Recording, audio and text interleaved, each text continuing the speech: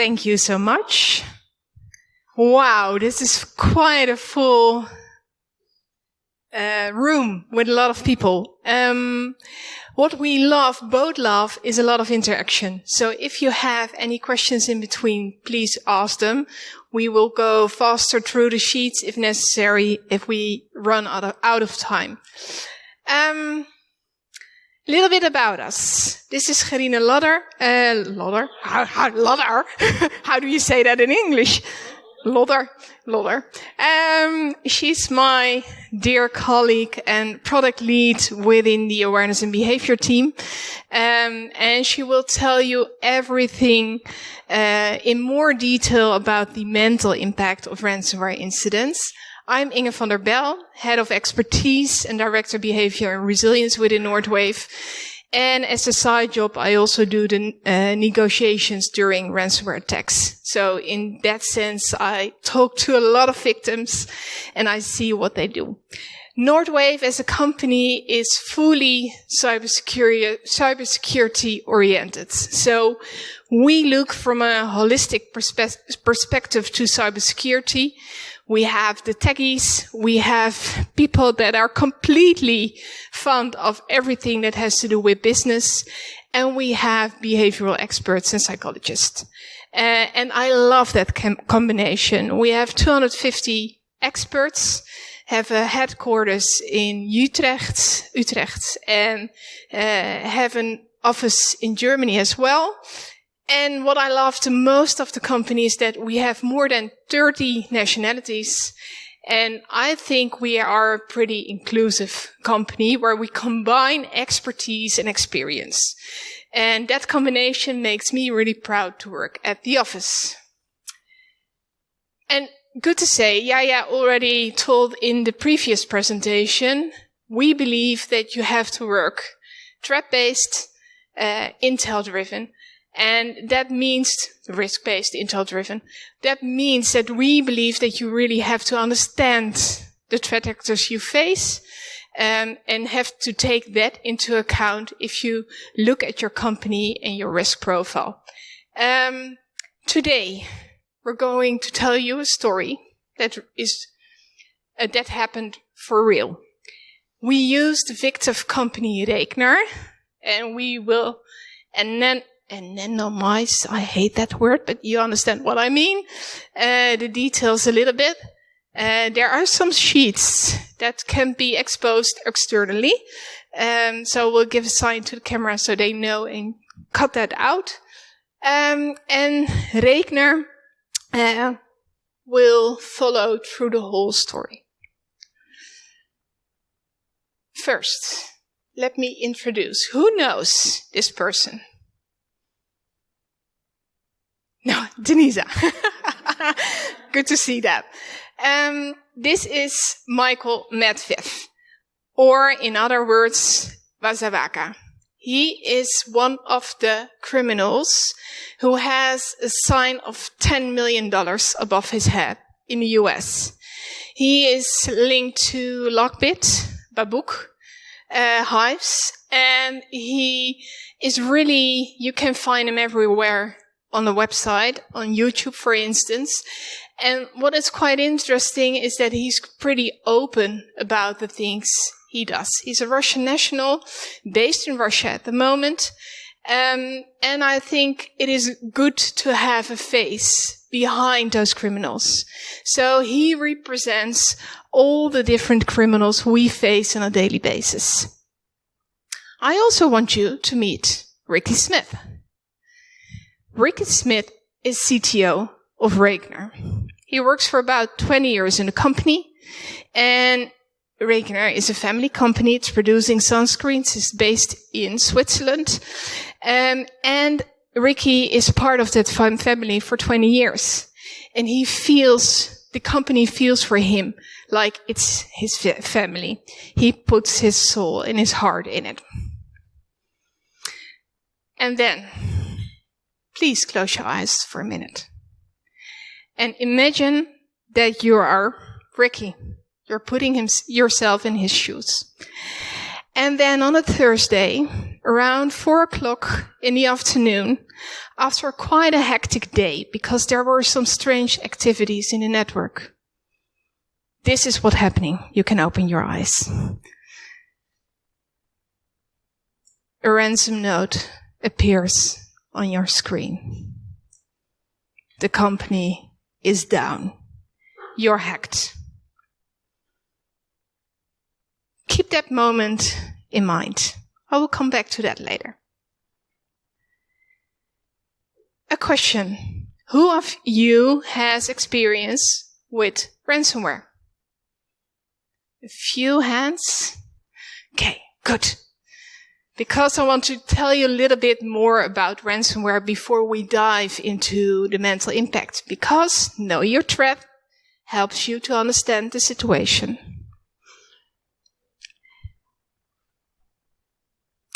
Ransomware. How it is working, really, really simplified. You can compare it with a burglar that comes in your house, moves him or herself through your house, and get out with the valuable stuff. It's kind of the same in a ransomware situation. So a criminal comes in via phishing, via vulnerabilities, or via passwords that were leaked in a data breach, or it's not that strong, so they use a brute force attack. And when they are in your organization, they move themselves through the organization to get to that position where they have the most valuable stuff. So they move themselves via lateral movement and privilege escalation to the place where they have the admin rights. And there shit hits the fan. To say it not neatly. Oh, sorry, too fast. What they do at that moment, they try to exfiltrate data, they try to encrypt the data, and they try to destroy your backups. And that is the moment where you see the ransom note. So a lot of stuff happened before. The incident where we are telling where we will tell about, they were in for about more than a year. So a lot of stuff is happening before you see that ransom note. And we didn't spoke about it beforehand, but Yaya also told something about MGM. That was a large international incident in September. Also, 10,000 Dutch citizens, information of 10,000 Dutch citizens was involved in this specific case. In total, 11 million people, data was leaked. In total, the incident of MGM cost them $100 million of revenue. And they needed help. And that cost them in total $10 million of revenue. So to get, that cost them in total $10 million. So to get a little bit idea about the impact, it can be huge. And we see that also on a daily basis in the Netherlands, or in Europe. And who are behind these kind of attacks? MGM was Black Cat, LVM. But these are ransomware as a service. A way of working, a network that attacks your company.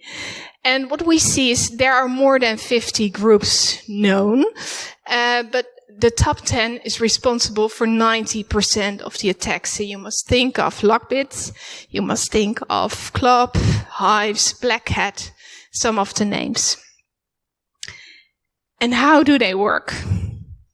They try to get in the organization. And that is done by the initial access broker. So they sell the access to the companies on the dark web and get around a few hundred, maybe $1,000 for that. There is a ransomware affiliate. He is the spider, he or she is the spider in the web, responsible for getting the access, getting the ransomware, the software, and executing the attack. Then we have data managers negotiators that I speak to, mostly on chat. We have the chasers. If they don't react on the ransom notes, they have chasers who will put pressure on the organization. We will come to that later in our story as well. And in the end, you have the ones that are responsible for laundering the money. So Bitcoins come available and you can buy stuff from it. And how do we know all of this? Who of you have heard of the Conti leaks? A few hands, okay. We all know that the war in Ukraine is already there since 2014. But in February 2022, the next phase of that war started. And on the 25th of February, Conti did this announcement, a pro-Russian announcement. What they didn't know on that moment in time, and this is the moment, please do a short cut in the video, over with the video. So what I said, it was 68,000 lines of information about the way they work. So we now know that it is quite a formal organization and structure. They have an HR department. They have an R&D environment. And they have monthly salaries that were sent out. They have a holiday system. So it is like a formal organization structure, but then on the bad side. And what we also know is that we always say, I also say in my presentations, we know that 70-80% is Russian related. From the Conti leaks, we know for sure that they were Russian related. In one of the leaks, they say that they had to go to Litany Avenue 4. And if you look that up, Litany Avenue 4 is the office building, also called Beijl Dom, or Big House, in St. Petersburg. And it is the local branch office of the FSB. So now we know that there is a connection. And then, do you still have that CTO Ricky Smith in mind? Go back to that moment where you see the ransom. What he did, he arranged a meeting within his company via Teams to discuss the situation and to get an idea if they can get control back on the situation. This was the moment when it really sunk in that he could get any control anymore and he needed help. And how do I know for sure? This picture is taken by the threat actor at the moment they had that call. And the threat actor used that moment and that picture to put extra pressure on the organization to make sure that they would react on the ransom note. And you can already imagine that this does something with your mental state. And it puts enormous stress. Gerine will come back to that later. What did they do? They called Nordwave. We have our own computer emergency response team. Denise is part of that. When we get such a call, we do several things. We start with recovery. What we see in a daily basis is that on average, it takes 23 days before your basic functionalities are up and running again.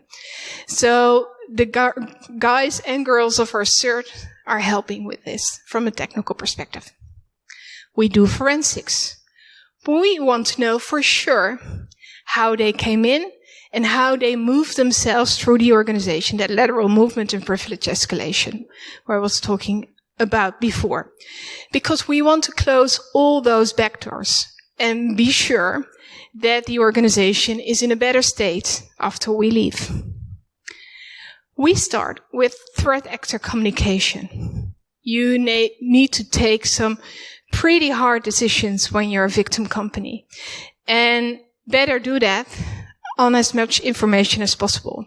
So that is also the reason why we always advise organizations to seek contact and make sure that we get an idea about the situation as good as possible.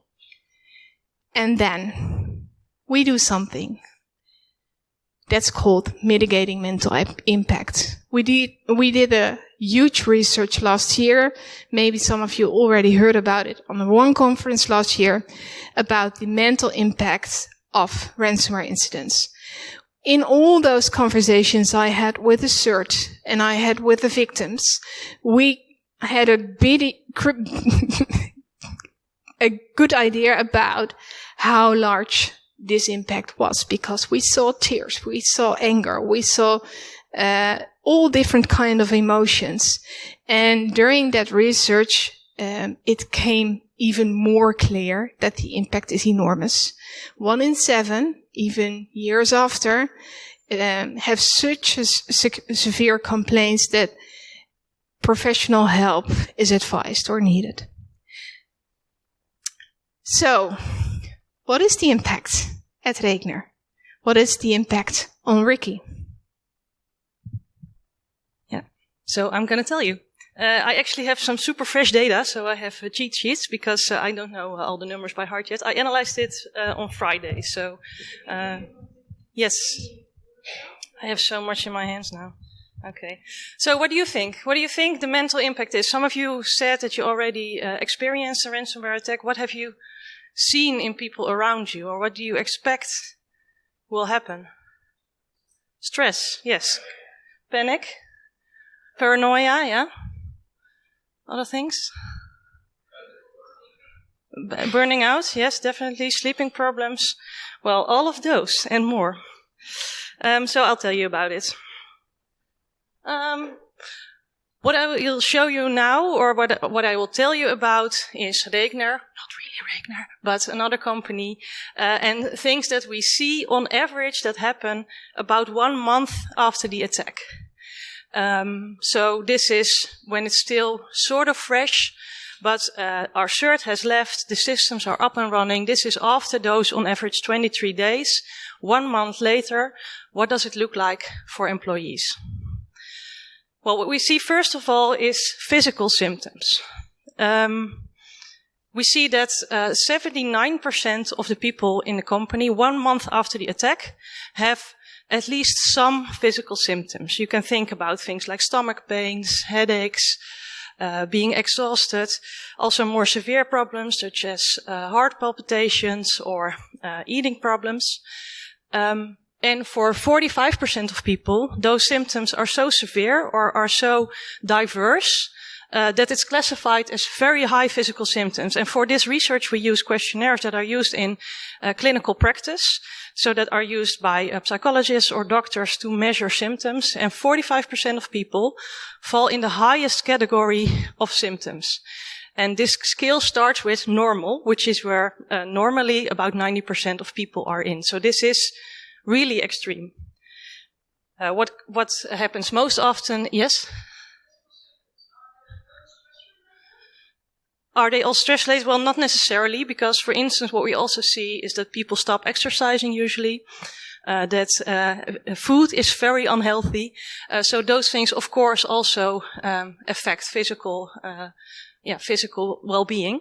But things like being tired are likely, in a large part, also due to the fact that, on average, we work from like 8 until 11, and sometimes the people who are in the company stay even longer. So being tired makes sense, right? Yeah?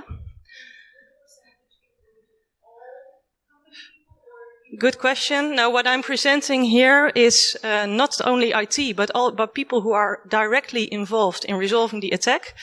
That includes IT, but that also includes people like people who have to call customers to tell them what's going on, people who are at the front desk, the legal department, the communications department, and so forth. So this is about those people who are directly involved, and some of the numbers are for the broader company, but then I will tell you. Okay, so that's physical symptoms. That's the first. Then we have mental symptoms or cognitive symptoms. Oh, sorry, go ahead. Sorry, what did you say? Do we use those numbers to negotiate? I don't think we've ever done that, but...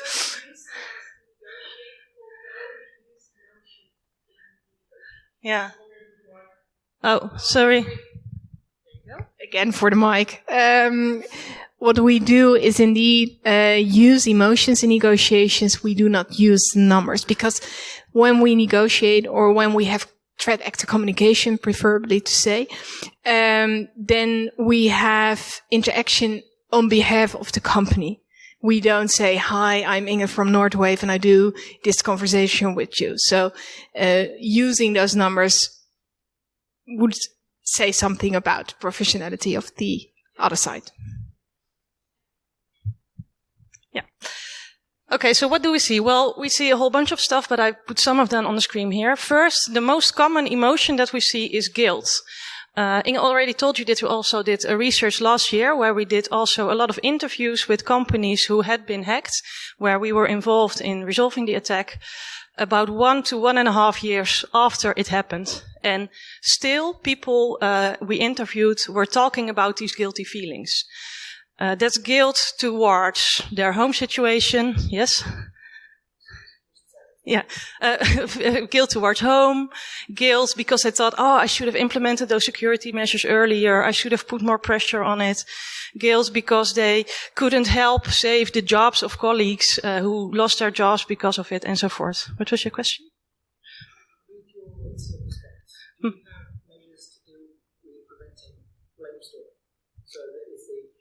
We've been hacked, we've lost all our data, you set it up, yeah. It's your fault. The question is, do we have measures to prevent, what did you say? Blame storming. That's a very good word. We try to take that into account, but we're really still in the experimental phase here. We did that research last year. We've done a few incidents now where we're really actively working on it. We do take it into account when we communicate. That's usually coming either from the board or from external investors, this blaming.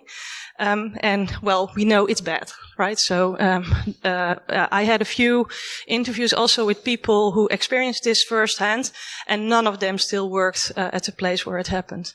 So no, we don't have like a clinical developed measure that we can magically always use and works, but we do have attention for it because, yes, this is a problem. Second thing we see is anxiety. About 42%. Oh, I should have colored more, I think. Okay, well, never mind. 42% experience elevated anxiety symptoms to a level where they are clinical. And anxiety is one of the most common things that occur in society anyway, but this is about 2.5 times higher than in the normal population. So this is high. And finally, Inge already mentioned that we see a lot of PTSS symptoms. So we use questionnaires to measure symptoms of PTSS. 1.5 years later, we see that still 1 in 7 people score above the clinical range. So who really do need clinical help or help from psychologists, professional help to deal with these symptoms. Things like thinking back about the attack without wanting it, having nightmares, feeling numb inside, really symptoms of PTSS. But just after the attack, 1 month after the attack, about 45% of people scores in these elevated levels. So that's quite a lot.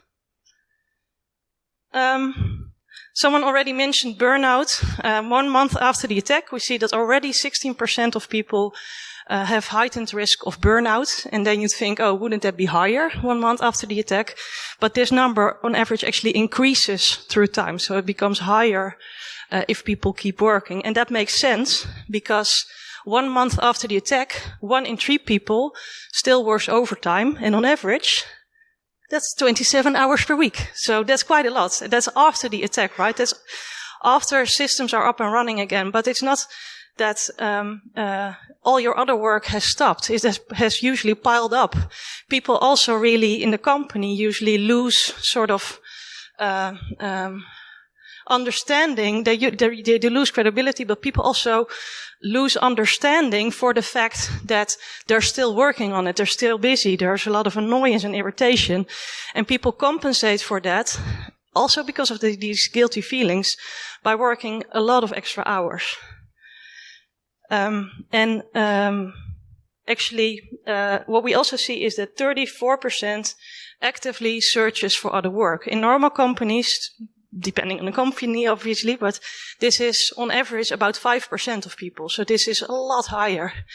And like I already said, in a lot of the interviews we did, people no longer worked in the place they were at when the interview took place. So this is after 1 month. Again, these numbers increase.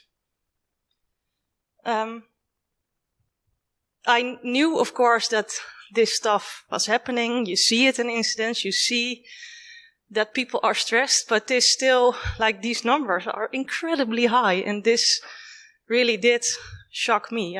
How is that for you? Did you expect this, or yeah?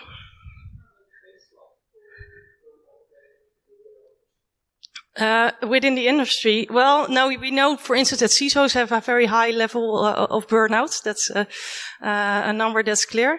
No, I don't, but that's an interesting question. I do have to say, of course, that the companies we go to are not necessarily IT companies, right? There's all sorts of companies. And again, it's not just IT that we have these numbers for. It's also communication, legal, and so forth. I actually did some analyses on the previous data set to see if there were differences between IT, security, and others, and there were no significant differences. Doesn't mean that they're not there, but at least we didn't find them. Yes?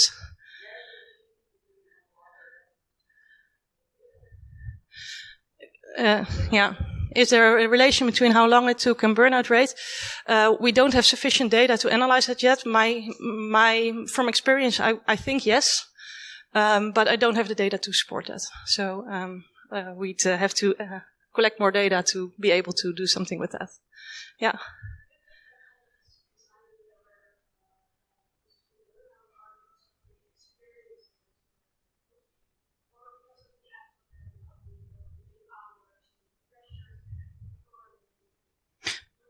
Yeah. Yeah. Yeah. So the question is, do you think it's because they experienced this closely or because they were basically working their asses off all this time? I until a year ago was a scientist, so my normal answer is both, probably. Yeah, probably both, but we also measure like post-traumatic maladaptive beliefs. So that's like, how do you see the world now? And although we do see someone mentioned that also, increased paranoia, like people who get called at night are now always afraid that that it has happened again, things like that. We don't see everyone scoring high on this, and there was not there was a relationship between these paranoia thoughts and the negative symptoms, but it didn't explain everything. And yeah, I do believe that it's mainly due to the very high stress and the extreme working hours, extreme working conditions, and so forth. But in all likelihood, yeah, it's all related, right? Yeah, that makes sense. Okay, so what can we do? What I'm going to show you now is based partly on what we see in scientific literature, partly on what we've experienced ourselves, and partly on what we also did. We continued our research, so we again did a lot of questionnaires in companies, and that's actually helpful for them because we can show them what the level of mental impact is and where mental impact is highest, so what they can work on. But for us, it's also interesting to know what we can do and learn from that. So, yeah, it's therefore we now have a lot more data than we did a year ago. What we can do, we think we should do in 3 phases, basically. You can prepare for an incident, do stuff beforehand to prevent this mental impact from becoming so severe. You can do stuff during the incident and post-incident. So pre-incident, what you can do is to prepare and to make decisions. Make hard decisions, like decisions about, so what will I do if it turns out that if I keep my people working 16 hours per day, I can open the business again 5 days earlier. Do I want that? Or do I want my people to go home at 8 o'clock at the latest to make sure that they have some rest? Decisions like that are better made where you're not in a very stressful situation yourself, but beforehand. And there's also other things you can do to prepare for incidents. During incidents, you can monitor for signs of mental impact, and you can do a whole bunch of stuff to try to minimize that. And I say try to because it's inevitable that prolonged stress will have some effect, but you can reduce it a bit for some people. And I think that's worth trying at least. And then there's a lot of things you can do in hindsight, and that's mainly related to evaluating with people and to offering support. Okay. So this pre-incident stuff, the first thing you need to do is create what we call a mental impact plan. And in that mental impact plan, you think about important things that you should have ready or should not have to think about during an incident. So for instance, who is responsible for mental health during an incident? Who can also make important decisions about it before an incident? Who has it on their agenda? And that's oftentimes, for instance, the head HR or a COO or someone like that. But think about who has this on their agenda, who does not already have a million other things to do during an incident. So probably don't make the IT manager responsible for mental health as well. They don't have room for that. And you're laughing, but actually when we started doing this, sometimes people said, oh yeah, that should probably be Frank because he's a very good guy. Well, yeah, but Frank is also super busy right now. So think about these dilemmas. Also think about redundancy. Frank, the guy I was telling you about, he often knows all of the servers and where they're at. He knows how everything is connected in the system. He is needed for everything. And Frank is going to burn out. This is going to happen. So to prevent that, it might make sense to have other people also involved in the systems and have the knowledge. So have redundancies ready. And this is easier said than done. I understand that. But thinking about that beforehand and making sure that maybe for the most crucial things, not everything depends on one person, which makes sense from a security perspective anyway, is a good thing. Also think about how you will sort of shape the mental health landscape. So where can people go when they have issues? Do you have a special place where they can go? Have that information ready? How do you want to monitor for signs of mental health? Are there maybe external parties that you can involve at the moment something like this is happening? So think about those things beforehand. The second thing you can do is to practice for resilience. Ransomware attacks are very complex, and the first 5 days, as we say in Dutch, people are running around as chickens without a head. I don't know if that's an English expression as well, but you probably get my drift. If you know what to expect, if you know what everyone's roles is, and if you've actually practiced that, and don't just have it on paper, but practice it as well, you get into the drill much more easily. And if you get into the drill much more easily, you have less stress, and you have also more room for things that are maybe not directly related to the drill. So this helps. Yeah? Oh, yeah?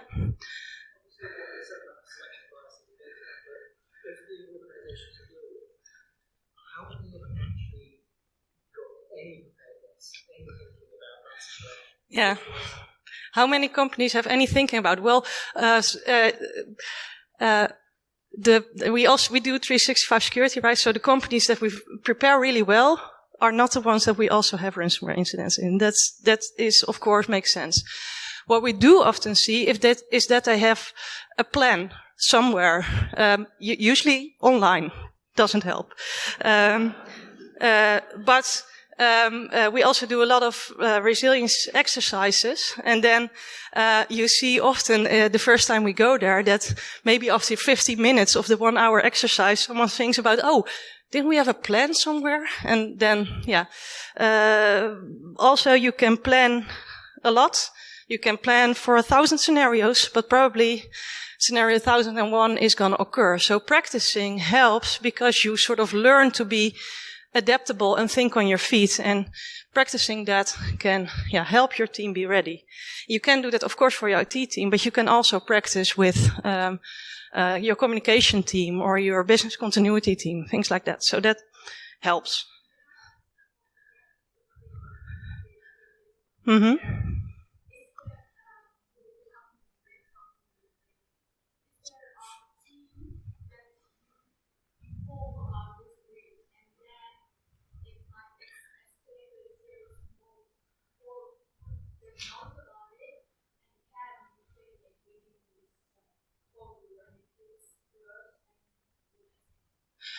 I'm sorry, I don't understand the question exactly. Yeah.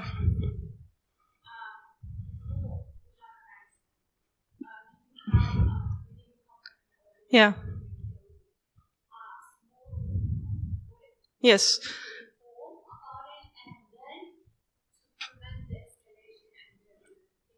Yeah. So the question is, do you have a small group that you would inform during the attack? If you're talking about ransomware attacks, in most cases they are fully paralyzing. So it doesn't affect a small group, it affects the whole group.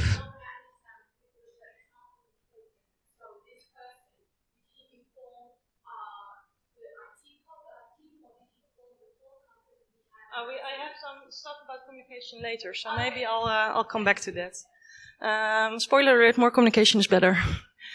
Okay, during incidents, what we see there. So in the companies we have done stuff with, we usually are involved with HR, and they do a lot of messaging for employees, and they involve them and so forth.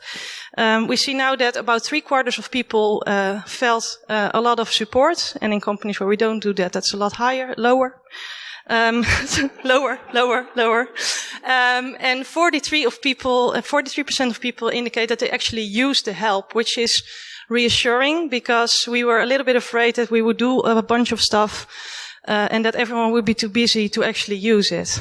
But people do actually use the things that we offer, and we're still trying to increase that number by making it more and more easy. I have a background in psychology science, so I started out with all of these interventions that are evidence-based in a clinical practice, but everything that takes over 1 minute basically doesn't, you can forget it. People just don't use it. So we're learning, but it's going on. So the first thing you can do during incidents is monitoring. And there's a whole bunch of monitoring tools out there, but the easiest way to do that is to use a traffic light procedure. I think in most incidents we have startup meetings just to divide tasks and so forth. This actually also really helps for mental health. During these meetings, simply go over everyone and let them say color. Green, I'm doing good. Orange, not so good, but I'm hanging on. Red, I'm really at or over my border and something should happen now. This helps because you can actually take action for those who are red or approaching red. And you can also see at a team level how things are progressing, right? If people are moving more and more from green to orange to red at a team level, you know that maybe additional measures are needed. So this is helpful. When people indicate that they used our help, what they said was most helpful was things related to awareness and coping. So simply tips from HR about how to sleep better. Simple tips on if you have guilty feelings, how you can deal with those. Simple like cognitive elements. Probably if you have a psychologist in your company, they will know these types of things and they can help you with that. So communicating brief messages about the things that we know that occur most often during incidents can be quite helpful. What we also saw in the research now, and that surprised me a bit, is that 88% of people indicate that they also want tools to learn how to help others. And I actually thought that when you go there, you see a lot of people so focused on their work that I was not expecting this number to be so high, but almost 90% of people want to know how they can help others. And this is not only useful This number is actually company-wide, so there's no difference between those directly involved or indirectly involved or not involved. People want to know what they can do to help their colleagues. So providing tips for them can help. And in some of the interviews, things we saw are, for instance, that people in the company who are not involved in resolving the attack cooked healthy lunches and brought them to the workplace. Things like this can really sort of give a sense of community, give people a sense that they are doing something and that can help. In another company, they wrote cards to say thank you to the people who were working very hard. These are very, very small things, but they can really contribute to an overall sort of more happy feeling. And one of you asked earlier, like, is it only about mental health or also other reasons? Well, yes, there are also other things. And what you can also do, and what also helps, is to encourage healthy coping. So I remember the first incident I went on. I had a pizza for 6 days straight. Also for lunch, because that was then the leftover pizza from the day before. And the first day, that's like really awesome. It's comfort food, right? Like if I'm feeling sad, if I broke up with someone or whatever, I usually don't go and buy myself a salad. I go and buy pizza because it makes me feel better. So it makes sense to think, let's give them nice food like that. However, it doesn't help. You feel so bad after 6 days of pizza. That's not very helpful. So instead, giving them healthy food helps. Not giving them candy bars, but cutting up apples and mangoes and whatever, and just putting it on desks can encourage people from doing healthy stuff. Putting water bottles on desks may prevent people from having 20 Red Bulls in one day. So doing those, again, small things can contribute to overall higher levels of health, and that is helpful in preventing longer-term impact. Okay, I should talk less. Okay, I'll go over it a little bit more quickly. What's also important? Communication, already told you. We see very big differences between companies here. Some are more sort of oriented towards external stakeholders. So they think first about how is this going to look to the outside. Some look first to internal stakeholders, their employees, and think about how can we make them understand. And in companies with higher levels of mental health problems, we see lower levels of communication. We see people complaining that whatever they heard about the attack, they heard via the news and not from their own boss. And this is not helpful to creating a sense of security and unity. So having people communicate, of course, everything you communicate internally will also end up externally. So you need to think about this. That's also why it's a very good thing to think about it beforehand. Having this communication ready helps people feel better. Yes?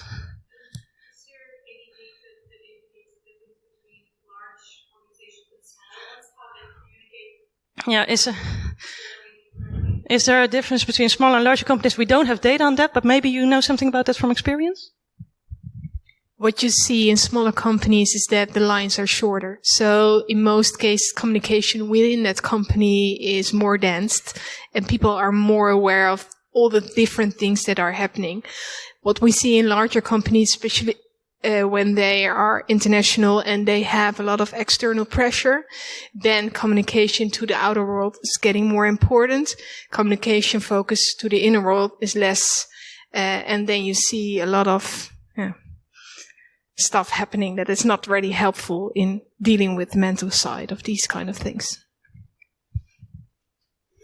Okay, so the second word here, leaders, super important.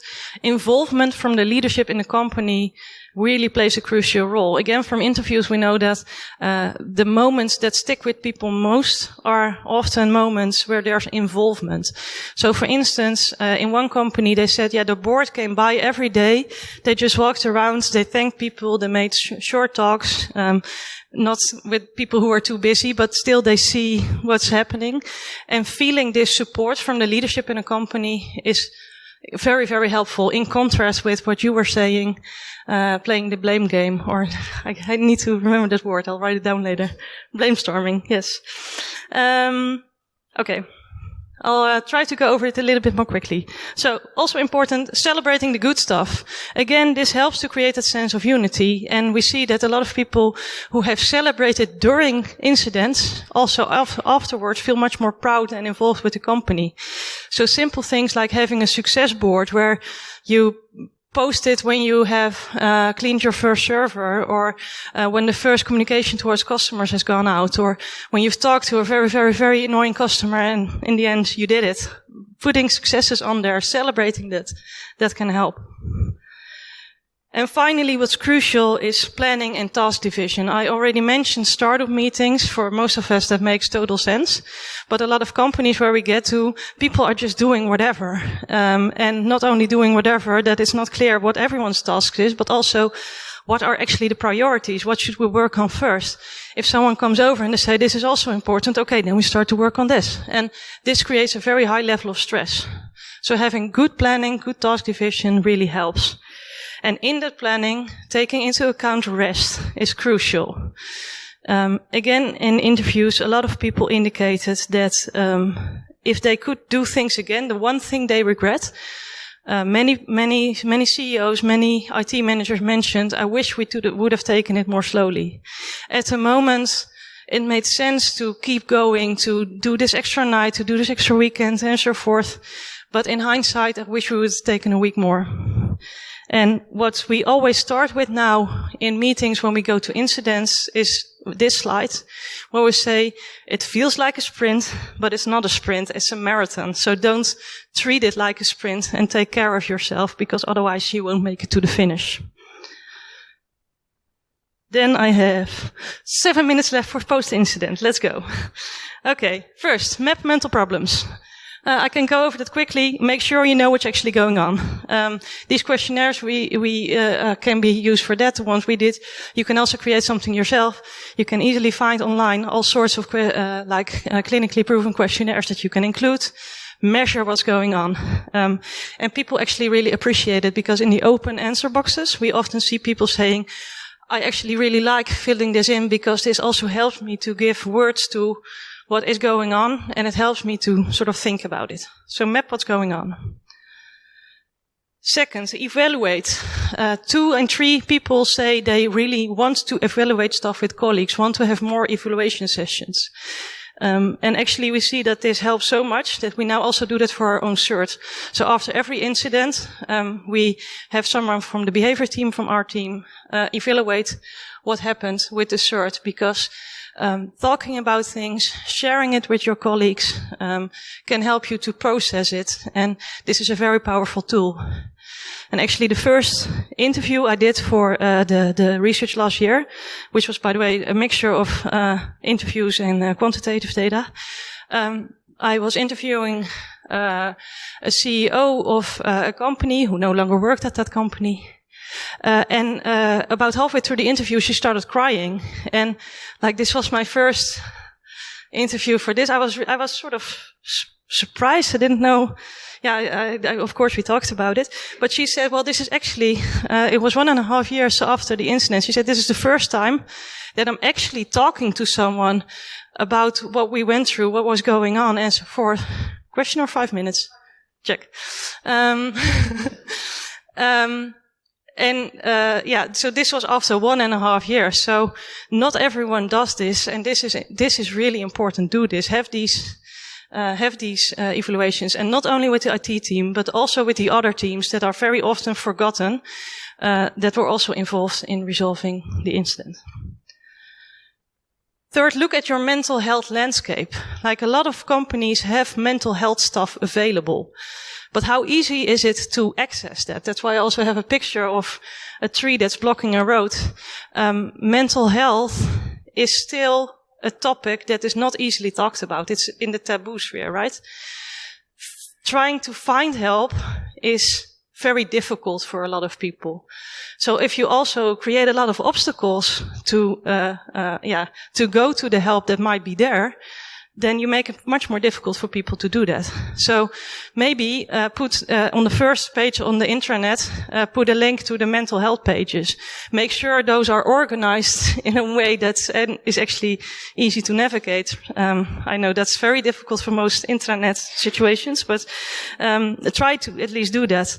And you don't have the responsibility probably as a company or probably the expertise to help people with their mental problems, but there might be other organizations in your neighborhood that do have that expertise. So involve them and make them also easily accessible. Maybe make a list for people to put on the website with questions they can answer for themselves that they can take with them to a general practitioner if they want to ask more help. So make it as easy as possible.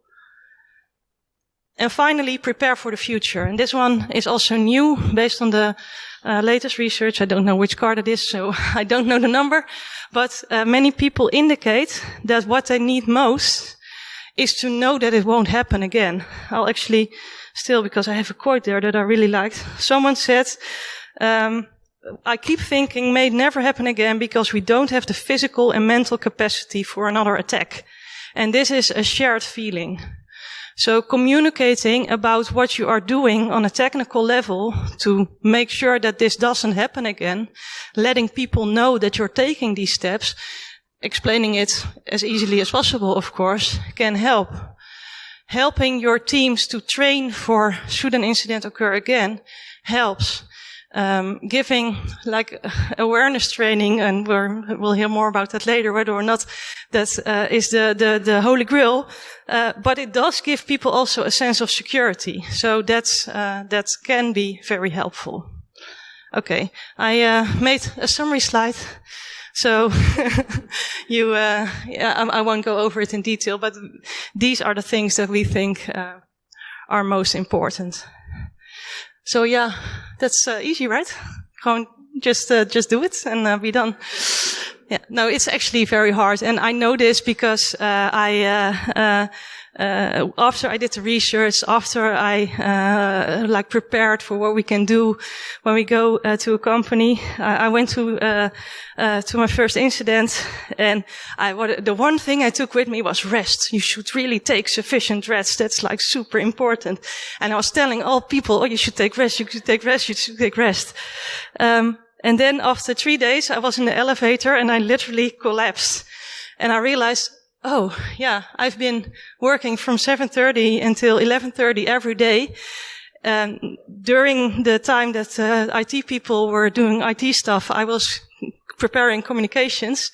And then during the breaks, I was talking to people because during the breaks was the time when I could actually do stuff. So I took 0 breaks, 3 days straight. I'm exhausted. So even though I just did the research, I knew this was so important, I still made this mistake. So this will probably happen to everyone who is dealing with this, but let's try to keep reminding each other that impact is not just financial impact or technical impact or business impact, but impact is also impact on people, and we should do stuff to try to prevent that. I see another question.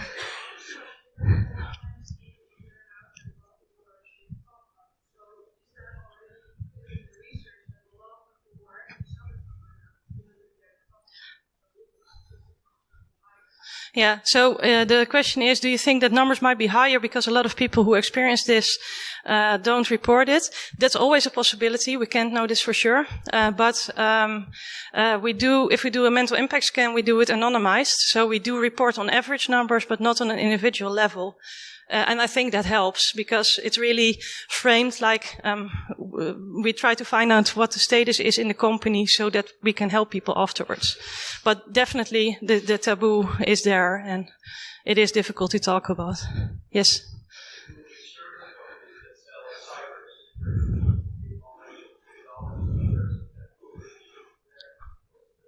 It's not written down anywhere, but yeah, no, not yet. Yeah.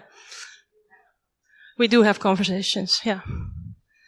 The QR code goes to the research that we published last year. If you don't want to scan QR codes, you can just Google Nordwave mental impact and you'll also find it. And that's it. That's what we wanted to tell you.